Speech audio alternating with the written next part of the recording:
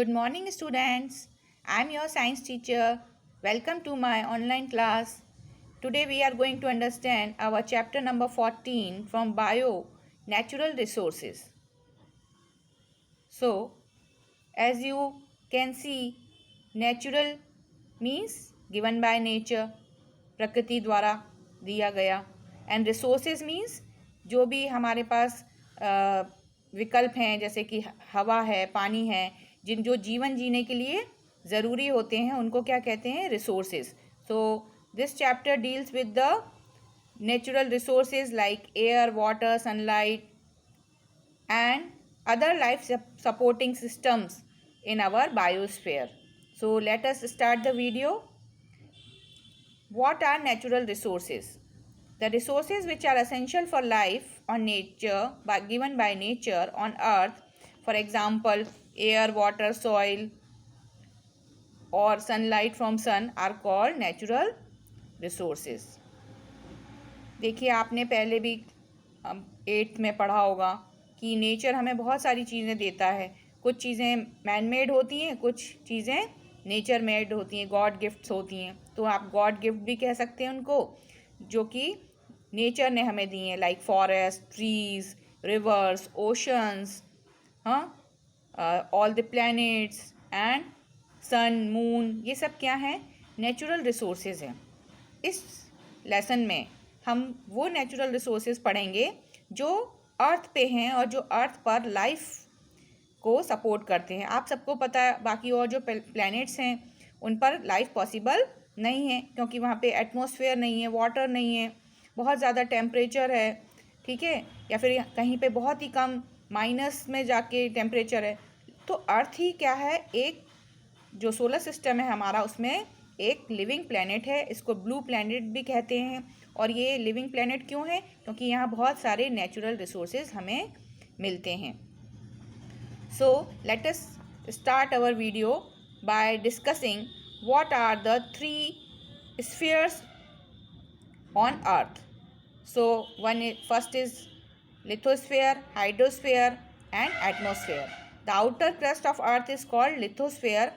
जितना भी land area है, ज़मीन का एरिया है जिस पे सॉइल मिलता है, वो किस में कहलाएगा? क्या कहलाएगा? It is called lithosphere. And the water on earth is called hydrosphere. जितना भी पानी है, पानी किस में मिलता है? पानी कहाँ कहाँ मिलता है हमको? रिसोर्सेज क्या हैं? Water resources like ocean, seas, rivers, lakes, ponds. ये सब जो हैं अर्थ पर 75% इसका पानी से घिरा हुआ है अर्थ. और इसको क्या बोलते हैं?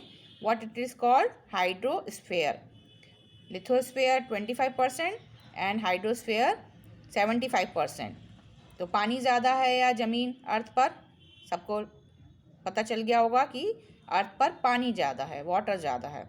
And the air surrounding earth, it is called atmosphere. What is atmosphere? It is a mixture of gases. आप सब पढ़ चुके होंगे ये. So all these are life supporting system. They interact with each other and forms biosphere. So as you can see in this ray diagram, biosphere consists of 3 spheres: lithosphere, hydrosphere, atmosphere. Biosphere क्या होता है? जो भी living organisms हैं, जहाँ जहाँ भी पाए जाते हैं, जैसे कि हवा में, पानी में, कुछ पानी के एनिमल्स होते हैं, कुछ ज़मीन के एनिमल्स होते हैं, तो और एटमॉस्फेयर तो चाहिए ही सब जगह. तो इन तीनों चीज़ों को मिला के क्या बोलते हैं? बायोस्फीयर, जिसमें हमारी अर्थ का इकोसिस्टम जो है वो एग्जिस्ट करता है. So biosphere is divided into 3 parts: lithosphere, hydrosphere and atmosphere. The biosphere has 2 components. It is made up of 2 components. One is living components and another is non living components. अब भाई बचपन से पढ़ते आ रहे हैं living things, non living things, तो आपको तो ये पता ही है कौन सी चीज़ें लिविंग थिंग्स होती हैं और कौन सी चीज़ें नॉन लिविंग थिंग्स होती हैं. So let us discuss it. So biotic components are living components. जो बायोटिक कंपोनेंट हैं, जिनको हम साइंस में बायोटिक एंड एबायोटिक ऐसे सुने होंगे आपने, उनको कौन से होते हैं? वो प्लांट्स, एनिमल्स एंड ह्यूमंस, ये सब लिविंग हैं. तो इनको कौन से कैटेगरी में डालेंगे हम? Biotic. components. And what are the abiotic components? Soil, temperature, air, water, humidity, sunlight. ये सब चीज़ें नॉन लिविंग हैं, ये नेचर ने दी हैं हमको, नॉन लिविंग है। तो ये सब किस में आएंगी? बायोस्फीयर के ये एबायोटिक कंपोनेंट्स में ये नॉन लिविंग थिंग्स आएंगी, and living things will come under category of biotic components of the biosphere. Now, what is the definition of biosphere? The life supporting zone of the earth where the atmosphere, hydrosphere and the lithosphere interact and make life possible on earth is known as biosphere. तो ये definition है, इसमें पता चलता है कि biosphere जो है वो ही अर्थ पे एक लाइफ सपोर्टिंग सिस्टम बनाता है जिसमें तीनों चीज़ें, एटमॉस्फेयर, हाइड्रोस्फेयर और लिथोस्फेयर इंटरेक्ट करती हैं एक दूसरे के संग तालमेल बना के, और लाइफ यहाँ पर पॉसिबल होती है। किस पे? अर्थ पे। हम अर्थ की बात कर रहे हैं इस चैप्टर में। Okay, now our next topic is air, the breath of life. Air is a mixture of many gases like nitrogen, oxygen, carbon dioxide and water vapor. It forms a blanket around the earth which is known as atmosphere. It gives the life possible conditions on earth only. In planets such as Venus and Mars, no life exists as there is only carbon dioxide present in their atmosphere, around 95 to 97%. देखिए भाई, अगर हम Venus और Mars जो अर्थ के पास के planets हैं इनकी बात करें तो यहाँ पे लाइफ पॉसिबल ही नहीं है। क्यों? क्योंकि यहाँ पे केवल गैस कौन सी है? CO2। और CO2 तो जो है वो कैसी है? हम रेस्पिरेशन में तो CO2 छोड़ते हैं, है ना। तो ये एक गैस जो है ये एक हार्मफुल गैस है। 95 to 97% जो वीनस और मार्स में है, वहाँ एटमॉस्फेयर में इतनी ज़्यादा कार्बन डाइऑक्साइड है कि वहाँ ऑक्सीजन है ही नहीं, और वहाँ पे टेम्परेचर भी बहुत ज़्यादा ऑब्वियसली ज़्यादा ही होगा क्योंकि कोई ब्लैंकेट नहीं है एटमॉस्फेयर का। तो एटमॉस्फेयर जो एयर का एक मिक्सचर है, ये हमारे को बहुत हेल्प करता है लाइफ अर्थ पर कंटिन्यू रखने के लिए। और इसका क्या कंपोजिशन है एटमॉस्फेयर का? What is the composition of atmosphere? Atmosphere on earth consist of gases like nitrogen 78%, oxygen 21% and carbon dioxide 0.03%, water vapour and other gases 0.07%।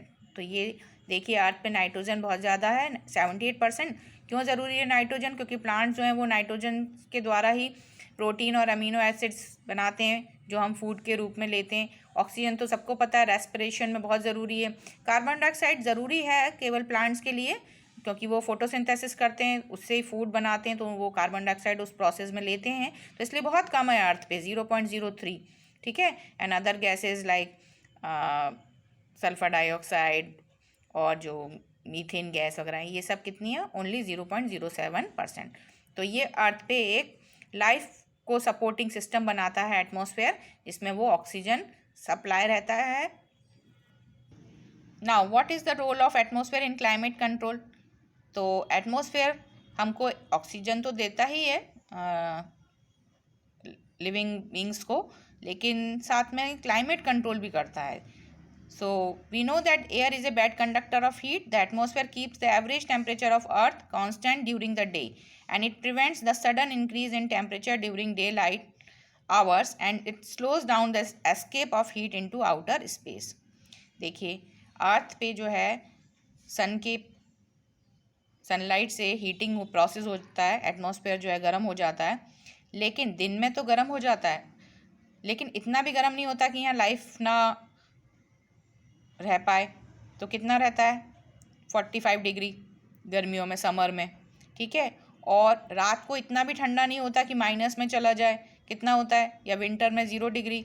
ठीक है। माइनस में केवल कहाँ जाएगा? जैसे पोल्स हैं अपने, साउथ पोल, नॉर्थ पोल अर्थ पे, तो उसमें भले ही माइनस में टेम्परेचर रहता है पर एक एवरेज टेम्परेचर मेंटेन रहता है अर्थ पे। किसकी वजह से? एटमॉस्फेयर की वजह से। और ये जो है एटमॉस्फेयर क्या करता है? ट्रैप कर लेता है हीट को। इसमें जो कुछ गैसेस हैं वो हीट को दिन में जो है गर्म होने के बाद ट्रैप कर लेती हैं और आउटर स्पेस में नहीं जाने देती हैं रात को। नहीं तो ऐसा हो जाएगा कि दिन में तो बहुत गर्मी और रात में एकदम माइनस में, क्योंकि सन नहीं रहता तो इतना ठंडा हो जाएगा, तो फिर अर्थ पे तो लाइफ पॉसिबल नहीं रहेगी, क्योंकि ज़्यादा कूल प्लेसेस में भी जो लिविंग थिंग्स हैं वो एग्जिस्ट नहीं कर पाती हैं। तो ना ज़्यादा ठंडा ना ज़्यादा गर्म दिन में भी ज़्यादा टेम्परेचर नहीं हो पाता सन की वजह से, क्योंकि दिन में भी बहुत सारी जो सन की रेज हैं वो एटमॉस्फेयर से ही वापस लौटा दी जाती हैं स्पेस में, और रात में यही एटमॉस्फेयर जो है, जो दिन में गर्म होती हैं गैसेस, वो जैसे कार्बन डाइऑक्साइड है, ये ट्रैप कर लेती हैं और रात होने के बाद अर्थ पे ज़्यादा टेम्परेचर नीचे नहीं गिरता है। But what about moon? Moon पे क्या होता है? देखिए, सन से मून और अर्थ की दूरी लगभग एक सी है, लेकिन मून पे चूंकि एटमॉस्फेयर नहीं होता तो वहाँ पे जो है टेम्परेचर का रेंज बहुत ज़्यादा होता है। जैसे कि इसमें लिखा है -190 डिग्री सेंटीग्रेड से 110 डिग्री सेंटीग्रेड, क्योंकि दिन में इतना गर्म हो जाएगा मून सनलाइट पड़ने से 110 डिग्री, और जैसे ही रात होगी, मून पे भी दिन और रात होते हैं, तो वहाँ पे क्या होगा, -190 डिग्री सेंटीग्रेड, बहुत ही ज़्यादा ठंड हो जाएगी। तो जिसकी वजह से मून पे लाइफ पॉसिबल नहीं है, क्योंकि वहाँ पे एटमॉस्फेयर नहीं है। तो ये एटमॉस्फेयर जो है ये टेम्परेचर को भी कंट्रोल करता है किसी प्लैनेट पे, या जैसे मून है एक सैटेलाइट है, अर्थ का नेचुरल सैटेलाइट है, तो ब्लैंकेट की तरह ये एटमॉस्फेयर क्लाइमेट कंट्रोल भी करता है। Now another importance of atmosphere is role of atmosphere in movement of air. Atmosphere का एक अलग जो रोल है वो है विंड्स भी, जो हवाएं चलती हैं, ये कैसे चलती हैं? ये भी जो है एटमॉस्फेयर में जो एयर है इसकी हीटिंग से विंड्स चलती हैं। Late us discuss it. Winds are caused by the uneven heating of atmosphere in different regions of the earth. For example, polar regions, coastal regions, desert regions, etc. जो हवाएं हैं, आप सोचते होंगे कैसे चलती हैं? हवाएं कैसे चलती हैं? ये जो एटमॉस्फेयर है उसके जो एयर है उसके गर्म होने से हवाएं चलती हैं। देखें हम कैसे चलती हैं। देखिए, आपने देखा होगा कि जो ज़मीन होती है या सैंड होती है उसको आप धूप में रख दीजिए और एक बीकर में पानी को धूप में रख दीजिए, तो आप देखे होंगे दोनों जो हैं वो, आप दिन में उसका थर्मामीटर लगा दीजिए और टेम्परेचर देखिए, तो जो सैंड होगी वो ज़्यादा गर्म हो जाएगी दिन में, ठीक है, वाटर इतना गर्म नहीं होगा। और वो जो है रात को आप उसका थर्मामीटर से टेम्परेचर नोट डाउन करेंगे तो देखेंगे कि सैंड एकदम ठंडी हो गई होगी, लेकिन वाटर फिर भी थोड़ा सा गुनगुना सा रहेगा। ऐसा क्यों? क्योंकि जो सैंड होती है वो बहुत जल्दी टेम्परेचर जो है गेन करती है और उतनी ही जल्दी टेम्परेचर लूज़ करती है, तो इसी वजह से जो है वो विंड्स चलती हैं। देखें कैसे चलती हैं, I will explain you. So coastal winds, coastal area, what is coastal area? जो समुद्रों के पास एरिया होता है, आपने सोशल में ज्योग्राफी में पढ़ा होगा, उसको क्या बोलते हैं? कोस्टल एरिया, है ना। इंडिया के तो तीनों तरफ समुद्र है, कोस्टल लाइन बहुत लंबी है, यहाँ पे कई किलोमीटर्स लंबी कोस्टल लाइन है। तो कैसे वहाँ पे हवाएं चलती हैं समुद्र के पास? If you look at the situation in coastal regions during the day, the air above the land gets heated faster and hot air rises up. As this air rises, a region of low pressure is created and air over the sea, cool air moves into this area of low pressure on land. The movement of air from one region to another region creates wind. Therefore, during day, the direction of wind would be from sea to land in coastal areas. कैसे होती हैं? अभी मैंने बताया ज़मीन जो है या जो सैंड है वो जल्दी गर्म हो जाती है, तो जो कोस्टल एरियाज़ में जब दिन के समय सनलाइट से जो सैंड है या लैंड एरिया है वो गर्म हो जाएगा और पानी भी गर्म होगा, लेकिन जो ज़मीन है, लैंड एरिया है, वहाँ की जो हॉट एयर है वो ऊपर उठेगी, और ऊपर उठने से क्या होगा, नीचे जो है एक लो प्रेशर एरिया हो जाएगा, जिसकी वजह से उस स्पेस क्रिएट हो जाएगा, और वहाँ की जो स्पेस को भरने के लिए जो एयर है वो कहाँ से आएगी? समुद्र की जो ठंडी हवा है वो उसको स्पेस को भरने के लिए लैंड की तरफ आएगी, और इस प्रकार जो मूवमेंट ऑफ एयर हो जाएगा फ्रॉम सी टू लैंड, वो ही हवाओं को क्रिएट करती हैं। इसीलिए दिन के समय समुद्र से ज़मीन की तरफ हवाएं चलती हैं। तो ये इसका रीज़न है, एटमॉस्फेयर के अनइवन हीटिंग, लैंड और वाटर की अनइवन हीटिंग होने से विंड्स जो हैं वो क्रिएट होती हैं। And what about night? Whereas at night, when there is no sun and its heat, then the water cools down slower than the sand on land, so the air above sea water would be warmer than the land and it rises up creating low pressure on sea area. रात को उल्टा होगा, रात को क्या होगा कि जो ज़मीन है वो जल्दी ठंडी हो जाएगी और पानी इतनी जल्दी ठंडा नहीं होता। अभी मैंने बताया था एक एक्सपेरिमेंट आप घर पे भी कर सकते हो। 2 बीकर में, एक में सैंड ले लीजिए, एक में पानी ले लीजिए, थर्मामीटर लगा दीजिए और आप नोट डाउन करिए कि कौन सी चीज़ जल्दी ठंडी या गर्म होती है। तो जो अब क्या होगा, समुद्र में के पास जो ज़मीन है वो जो क्या करेगी, वो जल्दी ठंडी हो जाएगी रात को। तो जो समुद्र का जो पानी है वो इतना जल्दी ठंडा नहीं होगा, तो वहाँ की जो वार्मर एयर है वो ऊपर उठेगी और लैंड की जो ज़मीन की जो एयर है वो उसको स्पेस भरने के लिए वहाँ जाएगी और जिससे कि विंड्स जो हैं वो स्टार्ट हो जाएंगी, movement of air from land to sea. तो अब आपको समझ में आ गया होगा कि रात में हवाएं कहाँ से कहाँ चलेंगी। The winds blows from land to sea at night whereas at daytime from sea to land। तो आई होप आपको समझ में आ गया होगा कि कैसे हवाएं जो हैं वो दिन में और रात में अलग अलग तरह से चलती हैं। अब मैं आपको जो एटमॉस्फेयर में रेन कैसे आती है, हमारे एटमॉस्फेयर की वेपोराइजेशन और कंडेंसेशन ये एटमॉस्फेयर में चलता रहता है, इस प्रोसेस से एक वाटर साइकिल भी बनती है हमारे अर्थ पर, जिसकी वजह से बारिश होती है। तो आप सबको पता है, बचपन में पढ़ चुके हैं कि पानी कैसे समुद्रों और महासागरों से इवेपोरेट होकर ऊपर उठता है वाटर वेपर्स के रूप में। इवेपोरेशन प्रोसेस सबने पढ़ा है और उससे फिर जो है वो क्लाउड्स बनते हैं और जब ये क्लाउड्स जो होते हैं ये ज़्यादा मात्रा में पानी को, वाटर वेपर्स को अपने इकट्ठा कर लेते हैं, तो वो हैवी होने के कारण और कंडेंसेशन के द्वारा वापस से जो वाटर वेपर्स हैं वो रेन ड्रॉप्स के रूप में नीचे गिरते हैं। इसको क्या कहते हैं, water cycle.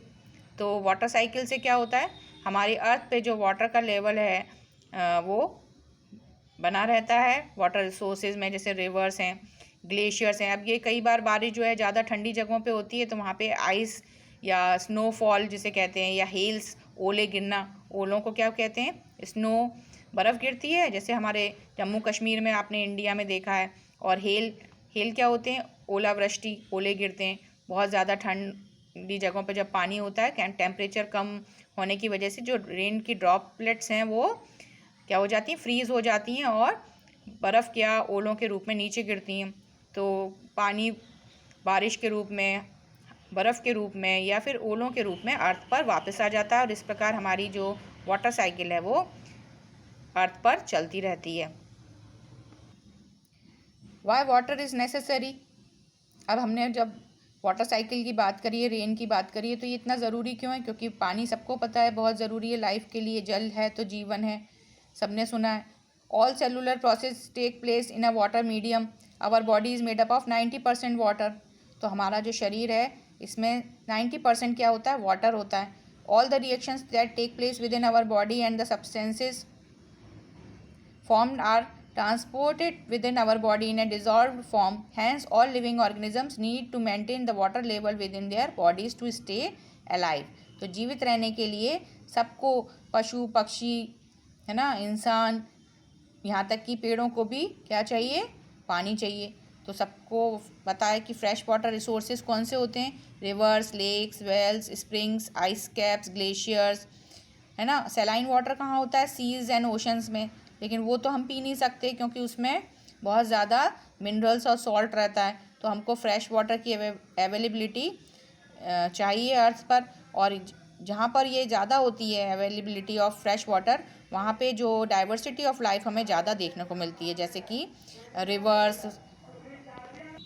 Therefore water is the major natural resource which determine life on earth. I hope आपको ये जो मैंने बातें समझाई हैं इस चैप्टर में नेचुरल रिसोर्सेज के, वो आपको समझ में आई होंगी। We will take the other topics in my next video, so continue watching my videos and start preparing for the annual exam. Thank you. Have a nice day. Bye.